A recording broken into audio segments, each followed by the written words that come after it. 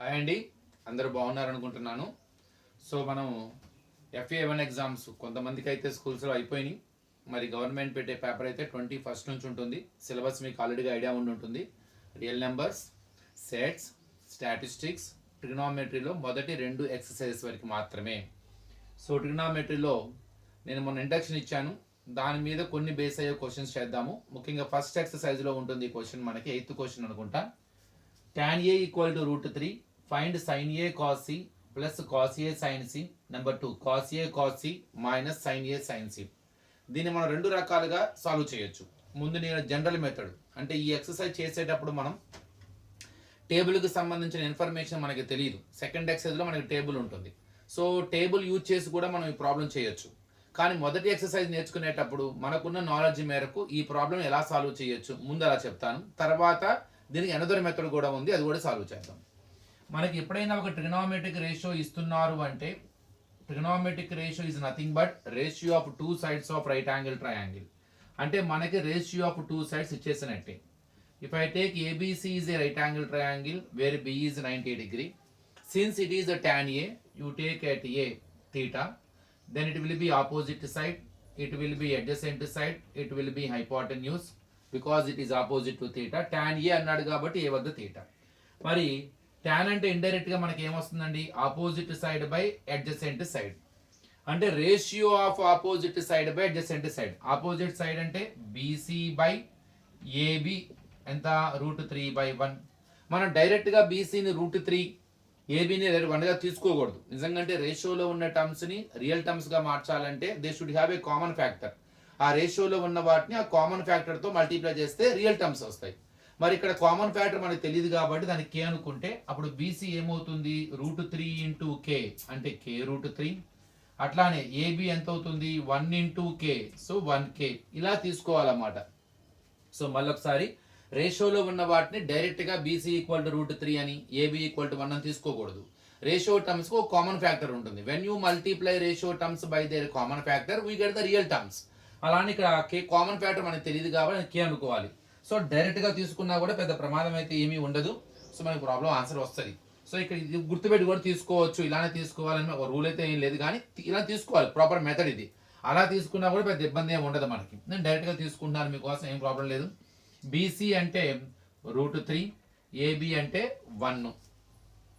So ఇప్పుడు right angle triangle third side miss అయింది. By using Pythagoras law you can find out the third side. ఎందుకంటే right angle triangle లో మనకి 3 sides తెలిస్తేనే మనం ఏ trigonometric ratio అయినా మనం కనుక్కోవచ్చు.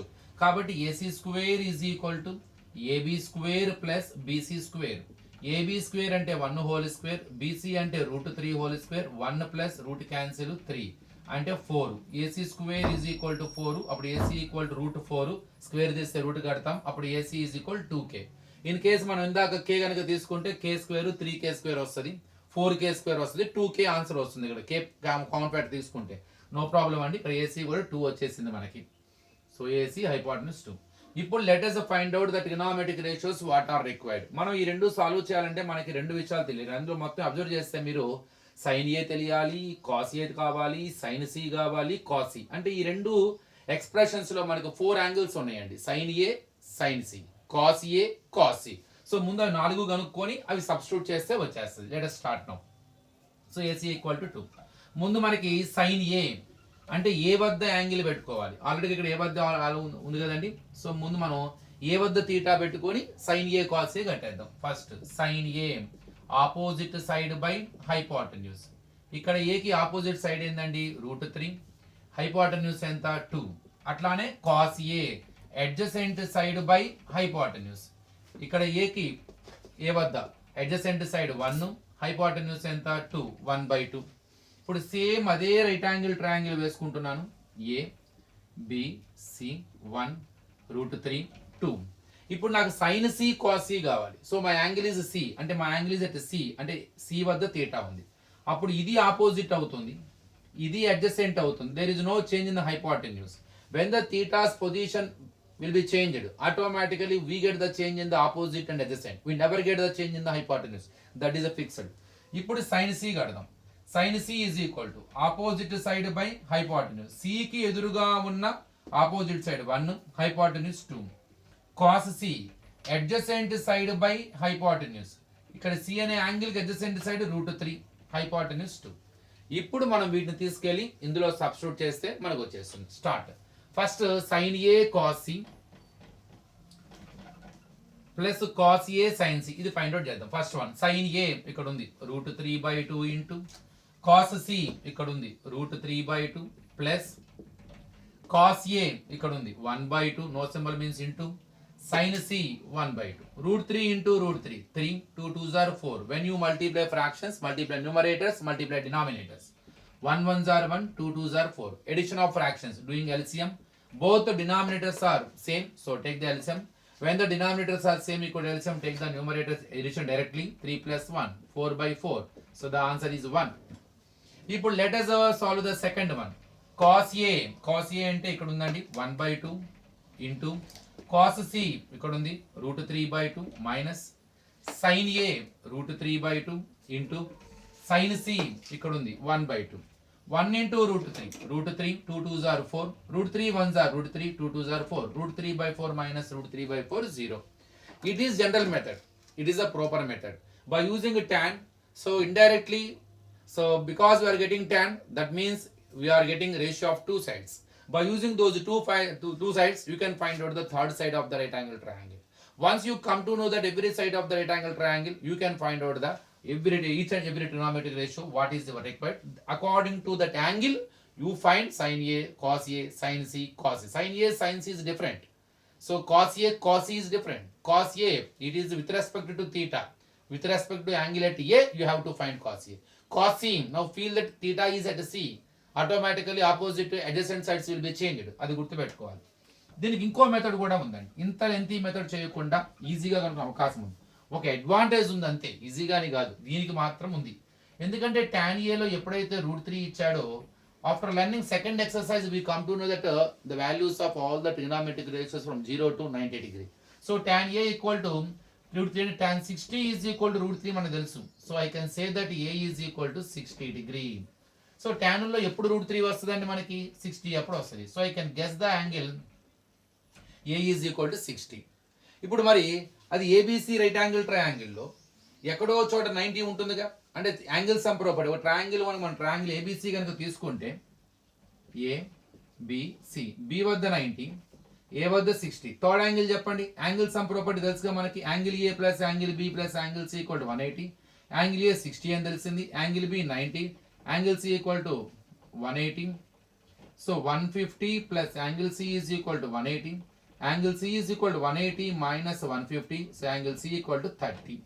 And whatever angles are required in the required expressions A and C. A is already got by using given tan A equal to so √3 అంటే A equal to 60. మరి what about B? B is 90 degree తీసుకున్నాం. మరి C ఎందుకని ఇక్కడ B 90 ఎలా తెలిసింది? AC లో angles ఉన్నాయి. సైను కాసులు ఏకి సికి అప్లై చేశాడంటే ఆటోమేటిక్గా 90 బి వద్ద ఉన్నట్టే.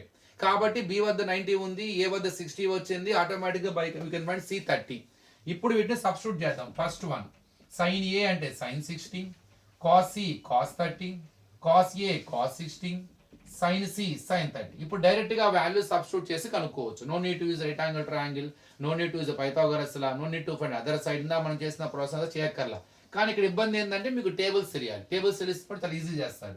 సైన్ 60 అంటే √3/2, కాస్ 30 అంటే 1/2, కాస్ 60 అంటేనేమో 1/2, సైన్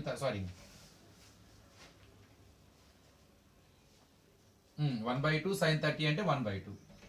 సో కాస్ 30 కూడా √3/2, cos 30 √3, sorry sine 60 √3/2, cos 30 √3/2, cos 60 1/2, sine 30 1. √3 into √3, 3/4. 1 1s are 1, 4, LCM 4, 3 plus 1, 4/4, cancel, answer 1. So డైరెక్ట్గా మనం ఆ యాంగిల్ సబ్స్టిట్యూట్ చేసుకొని వాటి వాల్యూ సబ్స్టిట్యూట్ చేయొచ్చు.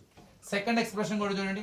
Sign 60 sorry cos A cos C minus sine A sine C. A అంటే 60 అంటే cos 60, C అంటే 30 cos 30, sine A sine 16, sine C sine 30. Substitute చేయండి. కాస్ 60 అంటే 1/2, కాస్ 30 అంటే √3/2, సైన్ 60 అంటే √3/2, sign 30 1/2. 1 into √3, √3, 2 2s are 4, √3 into √3, √3 1s are √3, 2 2s are 4, √3/4 minus √3/4 gives 0. So చాలా interesting question.